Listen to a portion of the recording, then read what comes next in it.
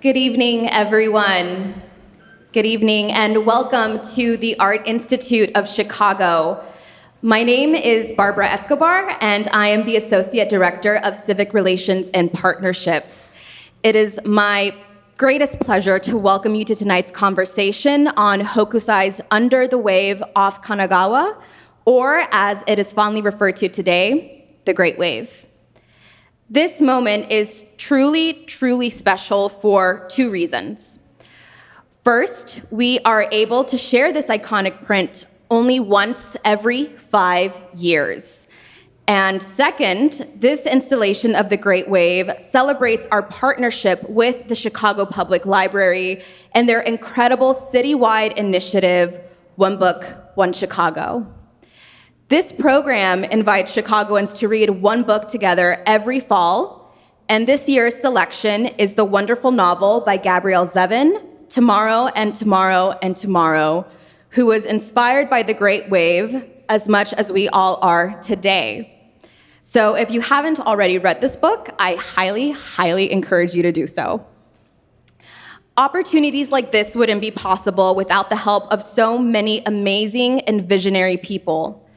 A big thank you to Commissioner Chris Brown, Deputy Commissioner Mary Ellen Messner, and CPL One Book, One Chicago lead, Jennifer Lizak, for helping us explore the connections between art and literature with the residents of Chicago.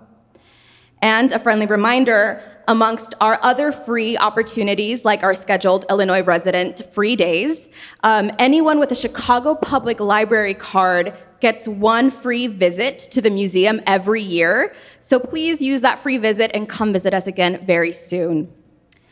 We are also incredibly grateful to Janice Katz, our Roger L. Weston Curator of Japanese Art, for helping us bring this moment to life at the museum. Now, it is my great pleasure to introduce Loren Wright and Arianne Nguyen, tonight's speakers, who will explore the Great Wave's resonance within popular culture. Loren Wright joined the museum as a Macmillan intern in our publishing department and is now Assistant Director of Interpretation. She works with curators and other staff across the museum to tell inclusive and accessible stories about art. Loren received her master's degree in museum and exhibition studies from the University of Illinois, Chicago. Arianne Nguyen joined the museum as a 2022-2024 Macmillan Museum Scholar in Gallery Activation. During her fellowship, she facilitated in-gallery programs and led accessibility initiatives. This past spring, Arianne graduated from the University of Chicago, where she studied history and Chicago studies. Today's program is supported by the Carol Given Winston Fund for Docent and Patron Education. Carol was a member of the museum family for 38 years, introducing students and visitors of all ages to our collections and exhibitions. The fund bearing her name was established to inspire those who share Carol's love of art and learning. We also want to acknowledge the Macmillan Arts Leadership Initiative, which supports paid internships across the museum. This program offers more than 80 placements each year from high school, college, and graduate students, opening doors and providing support for aspiring arts professionals. And to all of you, our guests in the audience, thank you so much for being here. As we begin, just a brief reminder to please silence your mobile devices to better enhance your experience during the conversation. And I will now hand it over to Loren and Arianne. Thank you.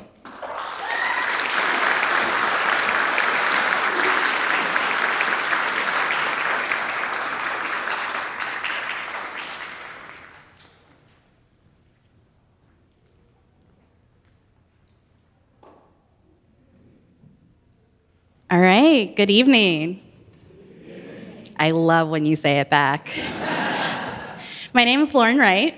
Hi, I'm Arianne Nguyen. And we're going to chat to you today about the Great Wave. So we have a couple of questions first to kind of warm up the room. So I kind of know the answer to this first question because I saw some Great Wave merch in the room. Shout out to that sweatshirt, very cool. How many of you have seen the Great Wave, this image, before? You love to see it.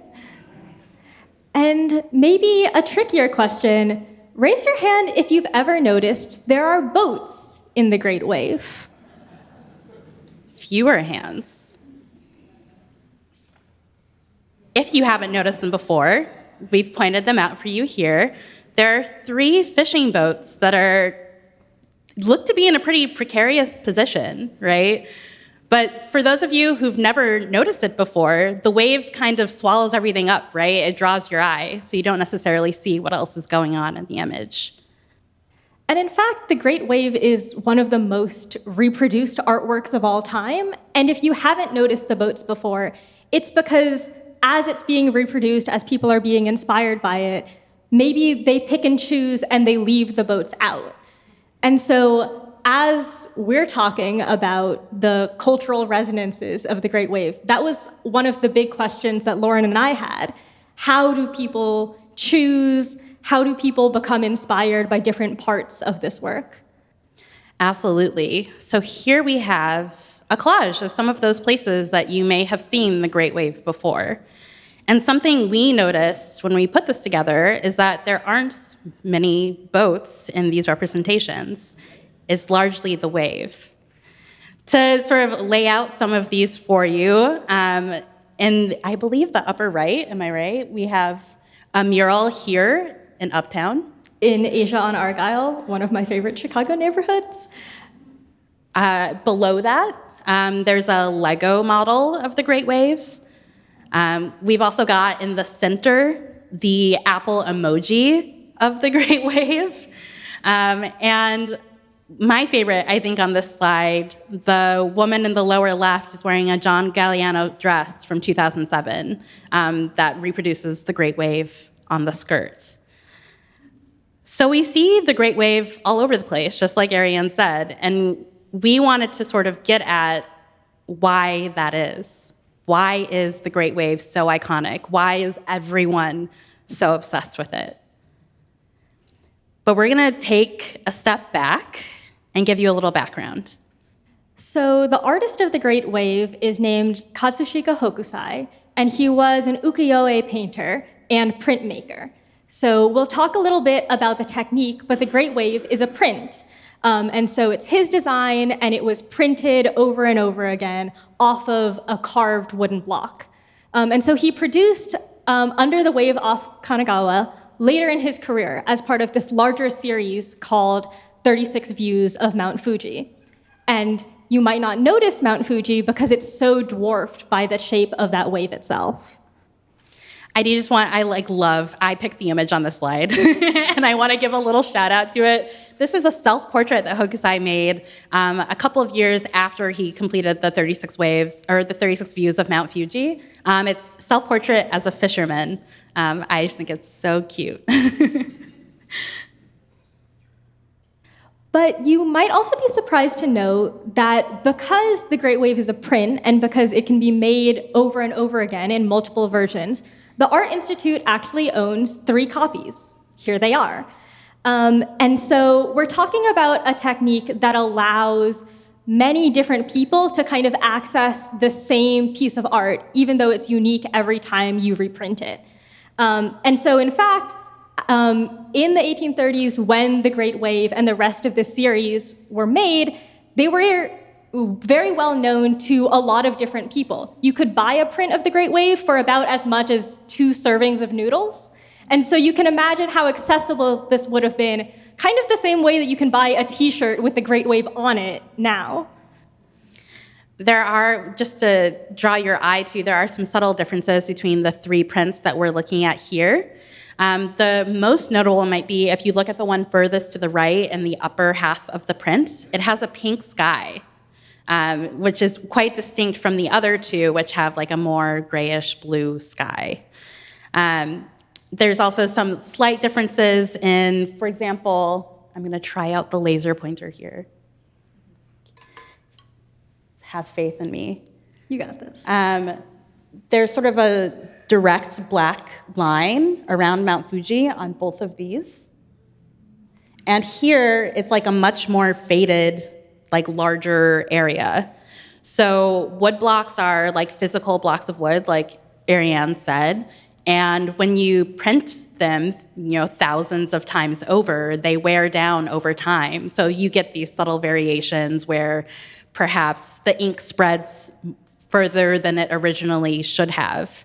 So it's fun to be able to look in, these prints, it seems like every major museum has a few of them in their collection. And so it's fun to, peek at them and see these subtle changes that happened over time. So as we mentioned, The Great Wave is not the only work in this larger series featuring Mount Fuji. But you'll notice that compared to some of the other images that we've selected here from the same series, The Great Wave is at a very different point of view. And this really reflects the historical circumstances of Japan at the time, where you actually couldn't go out much further than a fishing boat. They didn't have, say, a navy. And so a lot of the views of Mount Fuji are from these very still waters with a lot more sight of land, compared to the Great Wave, where you can barely see this really iconic mountain, frankly. And at the time, this was a political decision. There was only one port open in Japan through which people could kind of engage in international trade. But one of the things I love is that in the print itself, you see that trade kind of slipping through. The really bright blue that gives the wave its color is actually called Berlin blue or Prussian blue. And that's a pigment that Hokusai only could have gotten imported from Europe as an improvement on like indigo dyes. Absolutely. So if we're talking about why this print was so striking, this was like a brand new blue to people at the time that was much more intense, much brighter, and his print makes sort of extensive use of it. And so we've got kind of this back and forth because it's this print by a Japanese artist, but using this imported technology and also imagining this view of Japan that very few Japanese people would have had, even if they were on boats out in the water. Right. This is almost or it could be an outsider's view of Japan. This is not a view that Japanese people would have seen Mount Fuji by. So there is this sort of play between insider and outsider. Is this a Japanese person's perspective, or is it someone on the outside looking in on Japan? And similarly, the print can kind of be read in multiple directions. So if you're reading, say, English or French, you're going to look from left to right, and you kind of ride the tide of the wave as it's moving across the print. But if you, say, read Japanese and you're reading from right to left, then you might experience this as a much more dangerous or menacing kind of composition as you're facing into this wall of water. And so that's maybe adding even another dimension to this insider-outsider question of whose perspective we're taking. Absolutely. Yeah, if you kind of you'll see the boats first.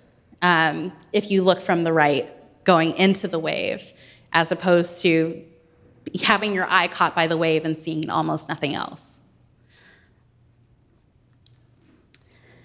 The print did travel outside of Japan. It's one of the few things that did manage to leave Japan through that one open port. And it made a huge splash. Sorry for the pun.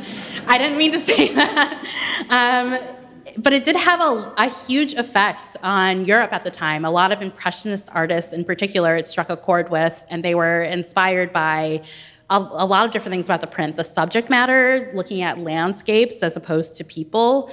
The color choices, as we talked about, Berlin or Prussian blue, as well as the light and the sort of everyday nature of the print. And in fact, the rarity of the print, the fact that so few pieces of art were leaving Japan, almost increased the hype.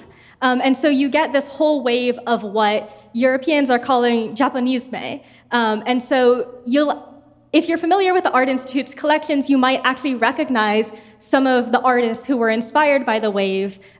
We have a sculpture here by Camille Claudel, and we've got a painting by Claude Monet. And so many people who are working on their own artistic practice are really looking at new art that's coming out of Japan and kind of incorporating that or being inspired by that. But I think it's interesting to note, like, what they took from the Great Wave, right? Here, I feel a lessened sense of danger. There's no boats, so to speak. There are people, of course, in this Claudel painting, but if you think about the difference in scale between those tiny fishing boats being swallowed up by the water, how small a person must be in comparison to the wave in the Great Wave, as opposed to here, a much more human-sized wave, a little less scary, a little less dangerous. So it's interesting to think about the perspective or the approach that these artists took to the same subject matter, what they emphasized or de-emphasized. Absolutely. And yeah, stepping ahead to a different time and space, let's move to talking about the US and people thinking about the wave not in visual art, but in books. And so we wanted to bring up this book called The Big Wave. It's by Pearl S. Buck. And this is by an American author just 2 years after the end of World War II. And so we're talking about a very different view of Japan, not as this closed-off country where art is just starting to leave the ports, come to Europe, but this really destructive legacy of the US in Japan, bombing the country during World War II. And so Pearl S. Buck is this American author who was raised in China by missionaries. And so she has this really interesting perspective on maybe East Asia in general or Japan specifically when she's writing about it and she's putting the Great Wave on the cover of her children's book. Right. It's almost like she is presenting what is very much intended to be like a pro-Japan sentiment at a time when there's a lot of anti-Japanese sentiment in the United States. It's barely been time after Pearl Harbor. There's a very negative idea about Japanese people in the US at this time, and Pearl S. Buck is coming in with a lightly problematic but more favorable perspective of Japanese people and their culture. So in the book, beyond being on the cover, the print is used to illustrate a tsunami. So it's this tragedy that hits these two boys, Kino and Gia, their entire village. And they deal with the consequences, and eventually they decide to return to their village and rebuild. But like you said, Loren, it's also this portrayal of the wave as representing Japanese-ness, and then kind of representing Japan as a place where tragedies happen, and people, in a cultural sense, deal with them very stoically. And so the Great Wave is kind of carrying all of these meanings with it when it's being printed inside a children's book. Absolutely. She sort of establishes Japan as this place where tragedy happens. And so she's emphasizing, where others may de-emphasize the impact of the wave on people, she is emphasizing it almost to make a point. This question of whether the Great Wave is beautiful or dangerous is made very literal in the book. There's a conversation between the two boys. The first boy says, "The sea is beautiful," and the other boy says, "The sea is our enemy." "How can you say that?" says the first boy. "Your father catches fish from the sea and sells them, and that is how you live." The second boy shakes his head. "The sea is our enemy. We all know it." Just gonna let that sit. Moving forward even further, we come to our One Book, One Chicago book this year, Tomorrow and Tomorrow and Tomorrow by Gabrielle Zevin. And it's about Sam and Sadie, these childhood friends, and they're budding video game designers. And so as they're planning their first game together in their college dorm room, they're actually inspired by a poster from the Met Museum of the Great Wave. And I love that it's described as extremely typical for an MIT dorm room at the time. But there's something specific about the print that attracts them as game designers. And in the book, it's even talked about as being the same thing that attracted those impressionist artists. The simplicity of the print, the quality of the light, the clear aesthetic is all easily reproducible in a video game engine, which is what draws these two game designers to include it in their very first game. And at the same time, they are kind of engaging with what we've been talking about, that human cost, because in their first game, a tsunami, as depicted by the Great Wave or inspired by the Great Wave, sweeps the main character out to sea. And that's how you kind of begin the first book, with the tsunami and with a storm. But at the same time, the Great Wave for them is just one inspiration of many. They don't stay in that dorm room forever. Right, so they talk about how the decision to style the world after the Great Wave pushes everything in a Japanese direction. So the book lists a few other inspirations that they draw from in making their game. On the top left there, we have Mr. Pointy, which you may recognize from our collection. But we've also got a still from Ponyo.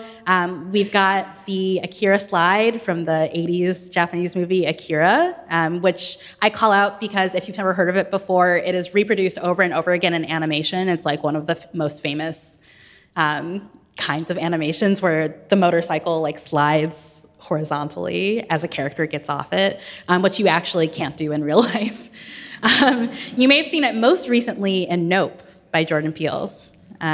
Just a fun little call out. It's almost like the Akira slide is like the Great Wave in that people reproduce it over and over again. Absolutely. So they are pulling from all of these different Japanese aesthetics and sources to fuel their game. So they're not as tied to the content or this question of tragedy in the Great Wave. They're more interested in the beauty of the Great Wave, of how cool it is, how it's remixable, how it's sellable and consumable. And I love seeing the Great Wave kind of in the company of these other examples, because truly it's separated by centuries of time, if not space. And so the question of what makes us package all of these things together to form this Japanese direction that their game takes, it's the similar question of why are we so compelled by this in the first place? Yeah, there's almost this spectrum that the Great Wave moves around on depending on who looks at it. Is it beautiful? Is it tragic? Is it iconic? Is it Japanese? And depending on who's looking at it and who is reproducing it, it comes out like a little bit differently, and it sits somewhere else on that spectrum.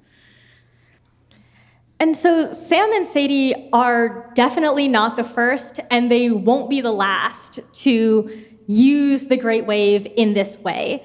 And honestly, maybe those early impressionists, Japanisme, they are an early example of people looking at Japanese culture in this way, packaging it all together, taking inspiration from it.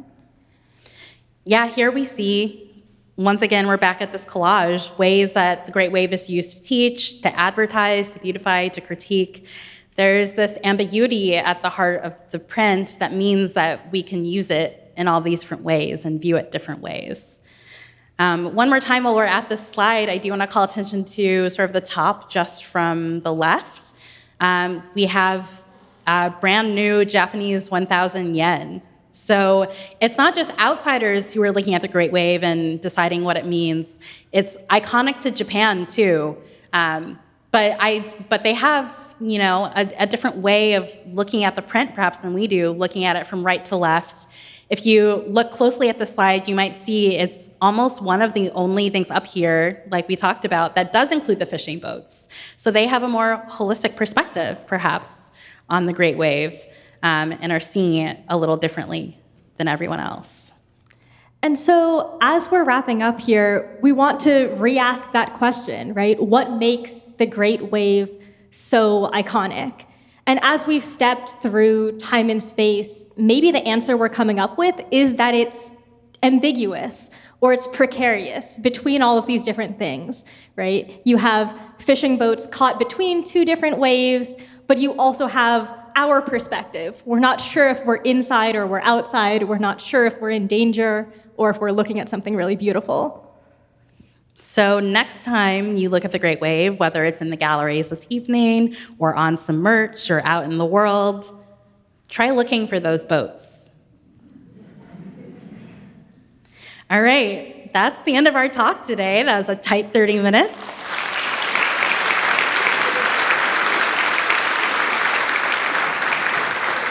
Thank you.